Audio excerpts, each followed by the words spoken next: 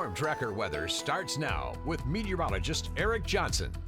Good morning and happy Monday. I know many folks are starting school this week, and it is going to be a very hot first couple of days of school for many of us.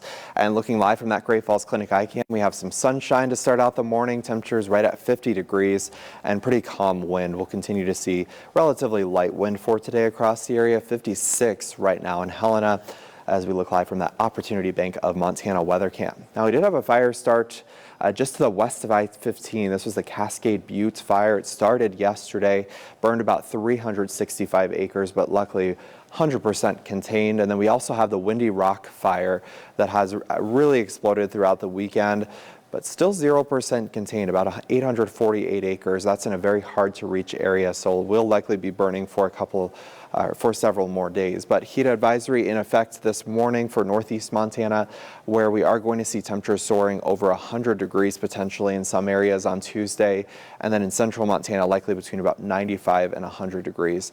We're still tracking the chance for some isolated to scattered afternoon thunderstorms the next few days as well.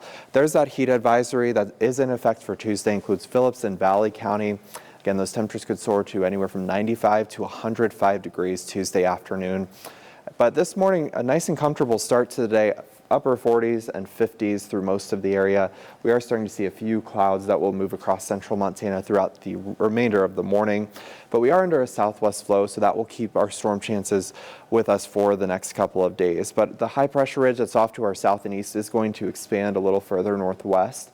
So we are going to watch those temperatures really spiking up on Tuesday. That will be the hottest day of the week, and in some places the hottest day of the summer. And that heat is going to stay with us into Wednesday. Then we'll see this low pressure system passing by to the north. That'll send a cold front through our area and kind of suppressing that high pressure ridge for the end of the week.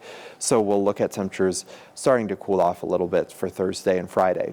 But again, this afternoon, we are going to see some of those isolated showers and storms developing. Those could move through Helena. And then we'll see another round on Tuesday, potentially impacting Great Falls and parts of central Montana. That'll be a little bit later in the day, actually after sunset in many areas. Now, as I mentioned, that wind, not too much of an issue for us today, but tomorrow we'll start to see that wind picking up for the Rocky Mountain front. Could see some gusts over 30 miles an hour. Now, we will have some smoke around just because of all those fires burning, but nothing that's going to have too much impact on our visibility or our air quality unless you're in direct vicinity of a couple of those active wildfires. But today, temperatures into the 80s, pretty typical late August weather. Temperatures at 91 in Fort Benton, 86 for Lewistown and Stanford, up on the High Line. Upper 80s, some of the hottest weather will be in northeast Montana today, where we'll likely hit the low 90s from Malta over to Wolf Point. And then we'll still hit the low 90s on Wednesday, and then we'll finally see some relief for the end of the week before we start to heat things back up this weekend. For Helena, your temperatures will be in the low to mid 90s the next couple of days, and then we're back into the upper 80s this weekend.